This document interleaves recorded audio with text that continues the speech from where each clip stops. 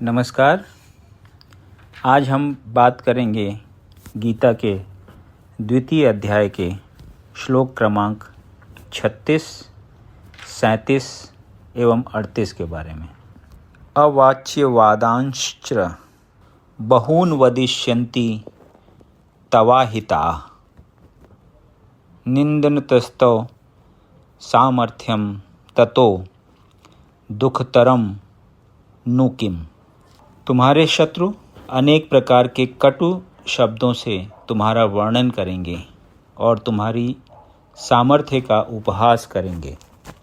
तुम्हारे लिए इससे दुखदायी और क्या हो सकता है।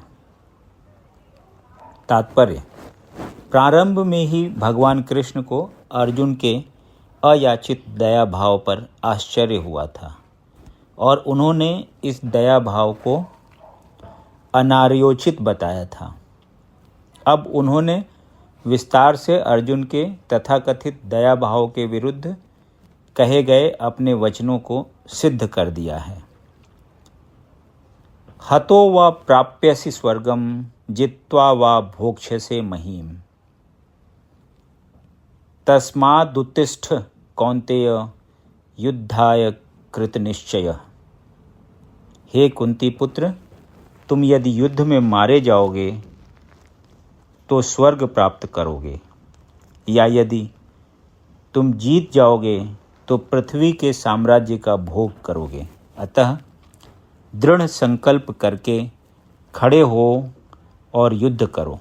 तात्पर्य: यद्यपि अर्जुन के पक्ष में विजय निश्चित न थी, फिर भी उसे युद्ध करना था, क्योंकि यदि वह युद्ध में मारा भी गया तो वह स्वर्ग लोक को जाएगा। सुख दुखे समे कृत्वा लाभालाभौ जया जयौ ततो युद्धाय युज्यस्व नैवं पापम वाप्स्यसि। तुम सुख या दुख, हानि या लाभ, विजय या पराजय का विचार किए बिना युद्ध के लिए युद्ध करो। ऐसा करने के लिए तुम्हें कोई पाप नहीं लगेगा। तात्पर्य: अब भगवान कृष्ण प्रत्यक्ष रूप से कहते हैं कि अर्जुन को युद्ध के लिए युद्ध करना चाहिए, क्योंकि यह उनकी इच्छा है। कृष्ण भावनामृत के कार्यों में सुख या दुख, हानि या लाभ, जय या पराजय को कोई महत्व नहीं दिया जाता।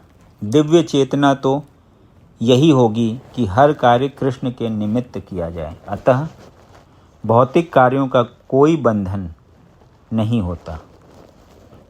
जो कोई सतोगुण या रजोगुण के अधीन होकर अपनी इंद्रिय तृप्ति के लिए कर्म करता है, उसे अच्छे या बुरे फल प्राप्त होते हैं। किंतु जो कृष्ण भावनामृत के कार्यों में अपने कार्यों को समर्पित कर देता है, वह सामान्य कर्म करने वाले के समान किसी का कृतज्ञ या ऋणी नहीं होता। भागवत में 11.5.41 में कहा गया है, देवर्षि भूताप्त नृणाम पितॄणाम न किंकरो नाय मृणी च राजन सर्वात्मना यह शरणम शरण्यम गतो मुकुंदम परिहत्य कर्तम।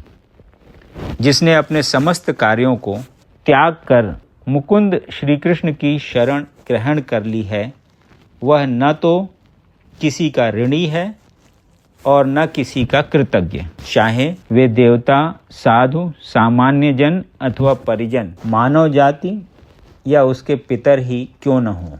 इस श्लोक में कृष्ण ने अर्जुन को अप्रत्यक्ष रूप से इसी का संकेत किया है। इसकी व्याख्या अगले श्लोकों में और भी स्पष्टता से की जाएगी। यदि आपको ये वीडियो पसंद आया तो इसे लाइक करें और ऐसे ही अन्य वीडियोज़ को सुनने के लिए इस चैनल को सब्सक्राइब करें। धन्यवाद।